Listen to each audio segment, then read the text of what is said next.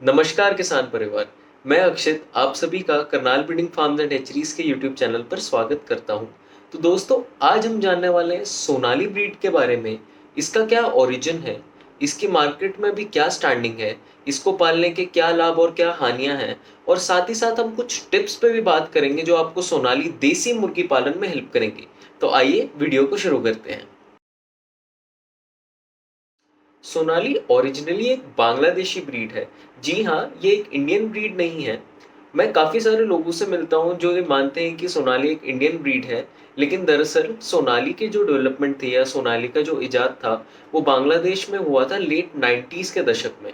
और इसके बारे में एक इंटरेस्टिंग फैक्ट ये भी है कि सोनाली की डेवलपमेंट में बांग्लादेश की गवर्नमेंट और उनके साथ कई ऑर्गेनाइजेशंस लगी हुई थी, जिसकी वजह से ये डेवलपमेंट हो पाई।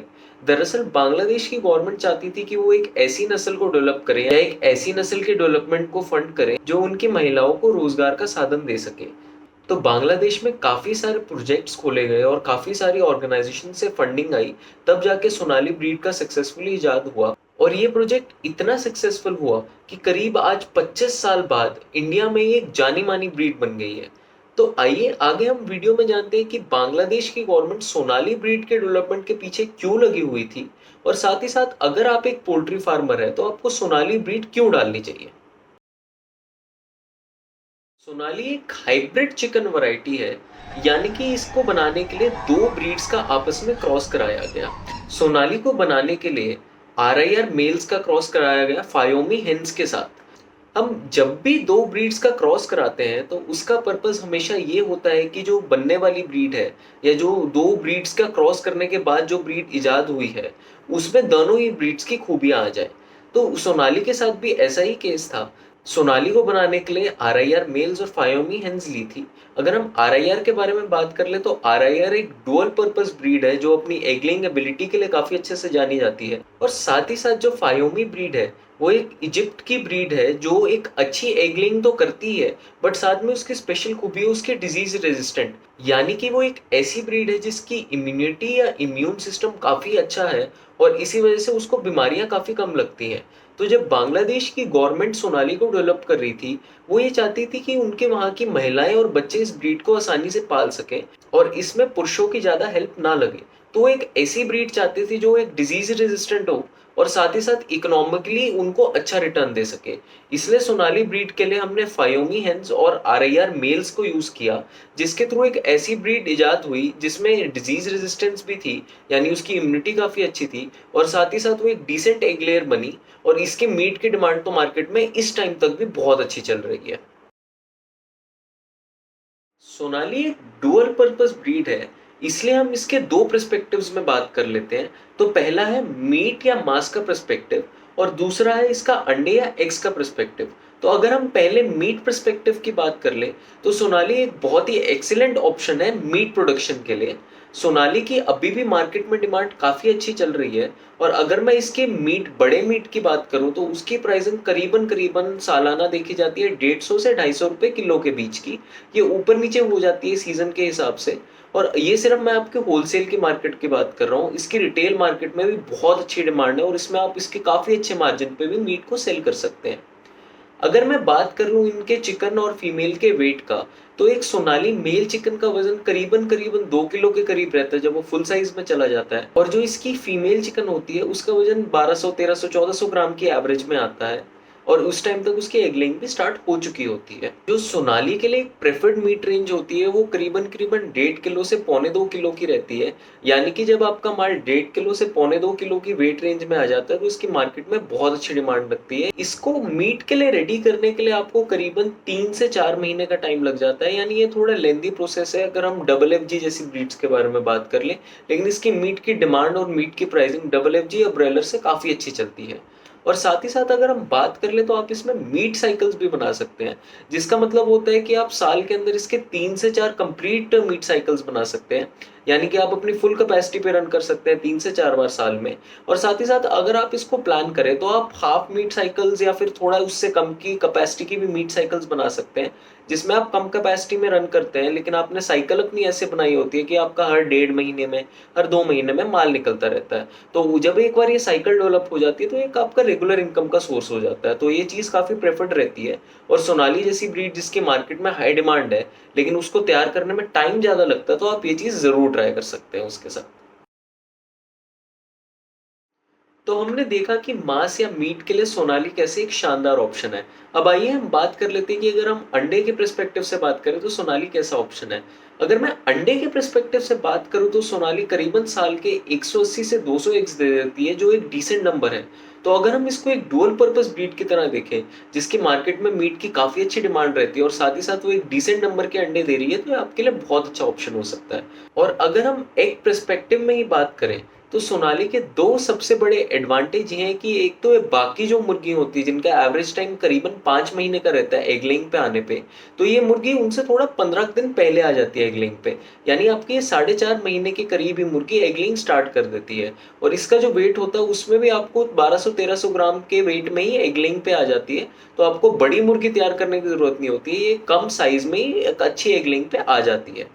साथ ही साथ इसका दूसरा एडवांटेज ये भी है क्योंकि इसका साइज थोड़ा छोटा होता है बाकी एग लेइंग बर्ड से, तो इसकी जो फीड इनटेक होती है डेली की, वो भी कंपैरेटिवली थोड़ी कम होती है। अब अगर मैं इसके अंडे की बात कर लूँ, तो इसका अंडा जो रहता है वो स्मॉल से मीडियम साइज का रहता है। यानी इसकी मार्केट में देसी एग्स में अच्छी डिमांड रहती है। और साथ ही साथ आप इसकी मार्केट अपनी लोकली भी स्टडी कर सकते हैं कि रिटेल मार्केट में सोनाली के एग्स की आपकी कैसी डिमांड है।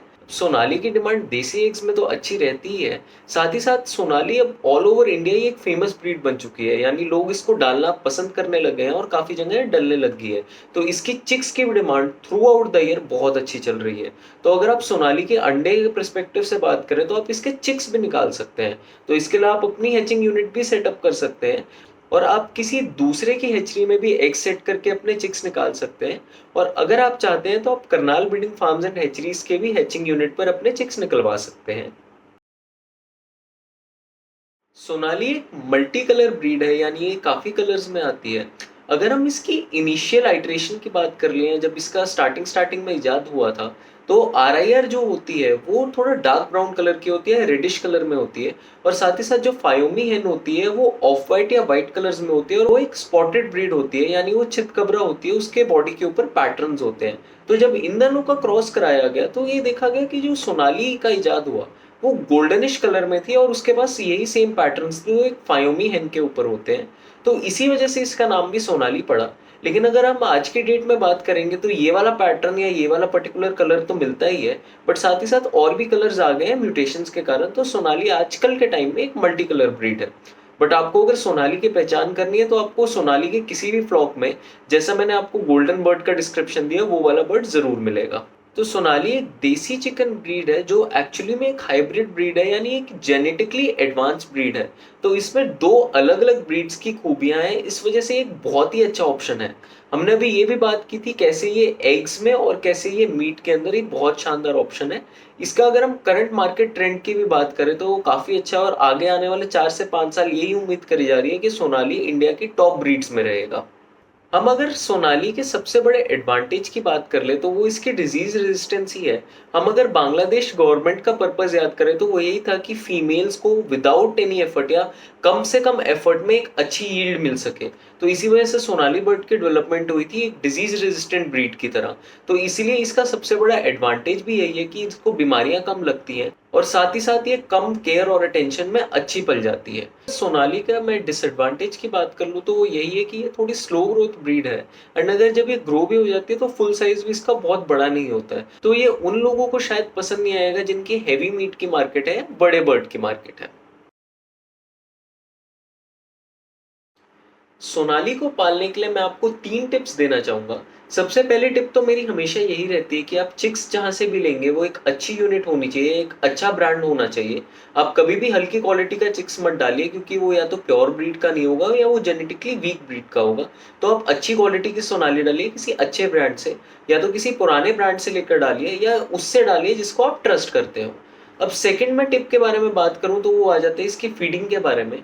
तो मैंने आपको बताया जैसे कि इसका थोड़ा स्लो प्रोसेस होता है, लेकिन इसमें एक बहुत बड़ा एडवांटेज है कि सोनाली की जो ग्रोथ रेट है वो फ्री रेंज में भी बहुत अच्छी देखी जाती है। तो हम कहीं ना कहीं ये कह सकते हैं कि आपको अगर सोनाली को फ्री रेंज पे रखना है या थोड़ा बहुत ऑर्गेनिक डाइट के ऊपर रखना है तो एक बहुत ही अच्छा ऑप्शन है, क्योंकि सोनाली इसको काफी अच्छा रिस्पॉन्ड करती है। तीसरी जो टिप है वो टिप नहीं, ये कहीं ना कहीं पर्सनल ऑब्जर्वेशन है और ये आपकी चॉइस है कि आप ये चीज करना चाहते हैं या नहीं करना चाहते हैं। बट मैंने देखा है कि सोनाली जो होती है वो ग्रीन लीफी वेजिटेबल्स हो गई, आपकी सब्जियां, फ्रूट्स वगैरह और जितने भी ऐसे सप्लीमेंट्स होते हैं, नेचुरल जो वेजिटेशंस होती हैं, उस पर काफी अच्छा रिस्पॉन्स देती है और ये इसको खाना पसंद भी करती है, जो मुर्गी की ओवरऑल डाइजेशन के लिए अच्छा होता है और हेल्थ के लिए भी अच्छा होता है। तो आपने अगर 20-25% उसको इस फीड पे रखना है या ऑर्गेनिक मटेरियल्स पे रखना है तो ये बहुत ही अच्छा एक ऑप्शन हो सकता है, क्योंकि सोनाली का जो रिस्पॉन्स है टुवर्ड्स दीज मटेरियल्स वो इसको खाना पसंद भी करती है और साथ ही साथ रिजल्ट भी अच्छा देती है।